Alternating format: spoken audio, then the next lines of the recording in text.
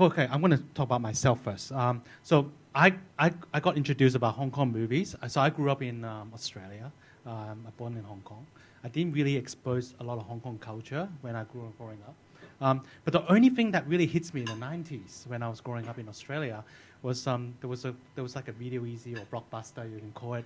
They have a session on movies like John Woo, Chow Yun-fat, Jackie Chan, Jet Li movies on VHS. I'm not sure if people still remember this. And I would, every day, I was very young at that time. I was like in primary school. I was actually going to the video store and getting a video a day.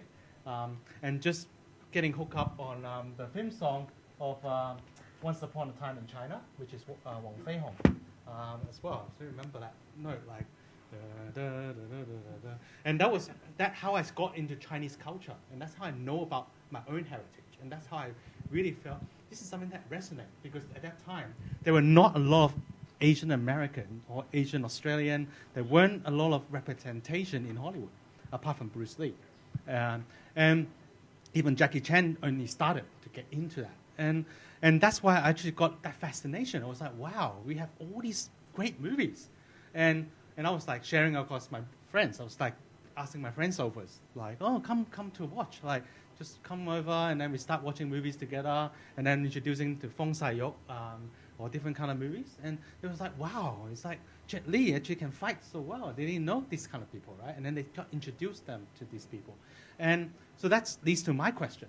How did you get started, especially for you, in America, right? And where did you find these movies, and how do you see it, and how? Everything. Well, when I first got into it, when I moved to San Francisco, there was no VHS. I mean, you couldn't even get the stuff. You just had to go to the cinema. The thing is that there was at least 4 cinemas, all showing double features. And the great star on Jackson Street was the Golden Harvest cinema, right? Mm-hmm. So they would have like the new Jackie Chan, the new Sammo Hung or whatever. They'd have to show a B feature. So they just go into their collection, okay, we'll pull out some old, their thinking was, here's some old Sammo Hung film.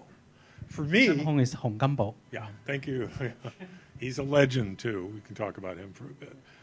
Jackie's big brother, right? But the thing is that, for me, I had never seen these before. So for me, that was my education. I would go and I would see the A feature, and that was one thing, and then I would get the B feature. And they would change often every week. I'd be going every week. So, and again, people thought I was crazy. I worked with Hong Kongers. I go to Chinatown and buy the Ming Pao Daily. And you're very tall as well. Yeah, that's true. So, I would say, okay, here's the Ming Pao Daily. There's Chow Yun-fat. Can you tell me what it says? And they go, what's wrong with you? Why are you watching it? You go to the cinema. You go see Die Hard with Bruce Willis. They thought, the Hong Kongers thought I was nuts. Everyone thought I was nuts. But I kept going, and that's how I got informed. And then, eventually I met some people, mostly in Los Angeles, who knew the stuff and could talk about it in English. They said, oh, yeah, John Woo's the guy. He's working with Chow Yun-fat and all these guys. So when you talked about, finding your heritage and finding this stuff, one guy we want to name check is Terrence Chang, John Woo's manager.